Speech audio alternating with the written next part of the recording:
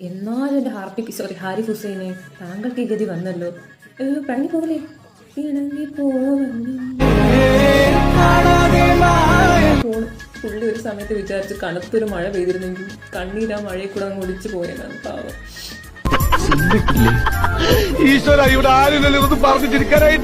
ട്രയലിൽ പോയി അവിടെ നിന്ന് എയർലോട്ട് കയറിയിട്ട് ഒന്ന് ജസ്റ്റ് ലാൻഡ് ചെയ്തതേ ഉള്ളൂ. അപ്പോൾ വീണ്ടും എയർലോട്ട് മാസ് കാണിച്ചത്.